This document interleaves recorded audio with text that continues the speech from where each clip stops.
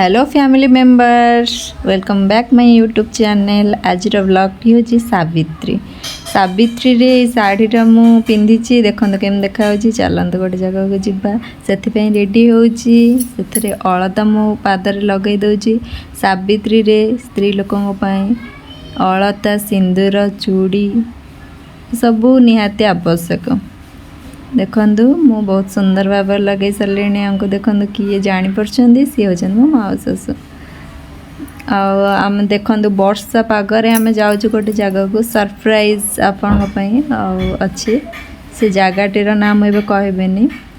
मो माउस पूरा फ्रेंडली मो सब बस मत कुंडे धरिकी बहुत खुशी अच्छा एमती वर्षार नजारा टी देखंतु। मुंबई रे एते वर्षा 2 दिन हेलानी लगातार होछि जे घर बाहर को बाहरी पारे से आम ऑटो रे चलचु तथापि वर्षा होछि झिप झिप। आम वर्तमान पहुँची गलु आमर डेस्टिनेशन रे। आम आसीचु श्री जगन्नाथ मंदिर। मुंबई रे साकिनाकारे गोटे जगटे अच्छी ओडिया मानक पई श्री जगन्नाथ मंदिर। केवल ओडिया जाई परिबेनी समस्ते भी आलो अच्छंदी जाई परिबे किंतु प्रायतः मु बहुत खुशी हेली से जगह रे प्राय पूरा ओडिया अच्छंदी।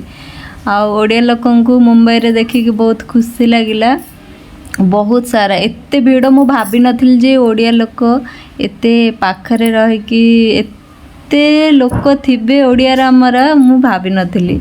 आ मो माउसी सासु हेले गाइड मु तांगर कस्टमर। आमे धीरे धीरे चलु एठी आमे पहुँच गलु जगन्नाथ मंदिर। अरे अरे वेट वेट वेट जगन्नाथ मंदिर आसीनी एबे आमे लाइन रे वर्तमान ठिया हेचु।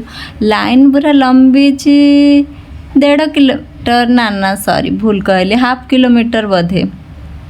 आमे से लाइन रे ठिया हेचु। एठी देखंते जगन्नाथ मंदिर ओडिया एठी प्रसिद्ध हो गलानी साकिनाकारे। वर्तमान माउसी मु आसचु एबे दीप जळेबा पय भीतर दीप आला नहीं सेथि पय आमे गोटे दीप स्टैंड रे एठी आपण जळै परिबे। माउसी सासु देखंतु एबे दीप लगौचंदी आ बहुत खुशी भी अच्छे। आम दी जने एंजॉय करलु पूरा। माउसी सासु पूरा फ्रेंडली मो पूरा मिसिकी रहंती। से माने माउसी सासु भाया गाइड करंती से पूरा फ्रेंड भाया मो सह गाइड करंती। मत बहुत खुशी लगिला। माउसी एबे दीप जाली देले आ मन भीतर तंगर मनस्कामना पूरण कर प्रभु डाकी देले।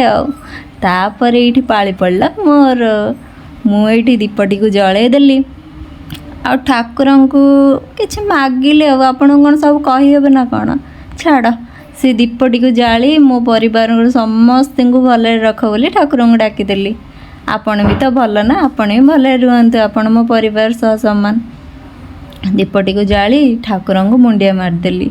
तापरे माउसी मोर चलु से पुणी लंबा लाइन रे ठिया पई। झिपी झिपी वर्षा को लोक माने सब ठिया होइचंदी। एते भीड़ सेठी एते भीड़ माउसी गोटे पित्तलर से थाली नहीं आमे भोग सजाड़िलु सेठी गला परे। तापरे एठी मंदिर भितर को प्रवेश कलु 10 टଙ୍କା टिकेट देकी। सीट देखन जो गहली थिले से जगहटा होची सावित्री और सत्यवानंग मूर्ति अच्छी से पूजा होचंदी।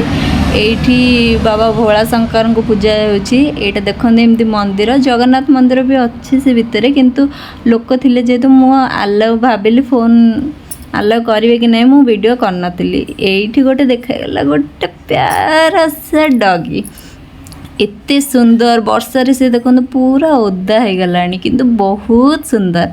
मो माउसी सासु कुकुरा बिले को बहुत भल पांदी सेथि पई एक्चुअली कुकुर बिले विश्वास मनुष्यठू बहुत भल।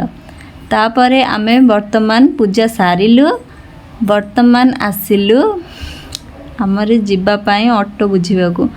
ऑटो तो मिललानी से जगह रे वर्तमान आम पशिगलु गोटे मिठा दुकान रे।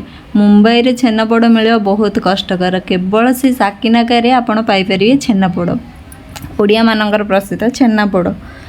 एठी छेनापोड़ भी कौन जानी नथिबे धीरे धीरे जाई एंजॉय कलु छता टिके धरथिलु वर्ष झिपझिप एंजॉय करिक ऑटो रे बसिलु कहतुनि हालत पूरा मौसींगर मोर पूरा पूरी ओदा हो जाइलु तापर वर्तमान घरे मो पतिदेव को देखंतु मु वर्तमान पूजा करछे आपण भाबुथिबे आज दिनटा केवल मो मुंडिया मारे ना ना सेमती भूल भाबुचंदी मु जेतेबेले भी सिंदूर पिंधे मो स्वामी को मो मुंडिया मारे आ मो स्वामी मध्य आशीर्वाद दियंती आपण भाबिबेन जे केवल सावित्री बोली देखि होउचे सेमती भाबिबेनी आपण मो फैमिली मेंबर ना सेथिपई कहिदेली खराब भाबिबेनी वर्तमान मो स्वामी पूरा संतुष्ट अच्छा किए वीडियो करते जापर ना मो माउसी सासु से लाज कर पाद फाद धोईदेली सी वर्तमान मत सिंदूर लगेदेले सिंदूर लगेला पर गोटे नारी को बहुत खुशी लगी था पुणी निज स्वामी निज सिंदूर लगेदेले निज हाथ रे आमे तो डेली सिंदूर लगो किंतु स्वामी लगेदेले बहुत खुशी लगे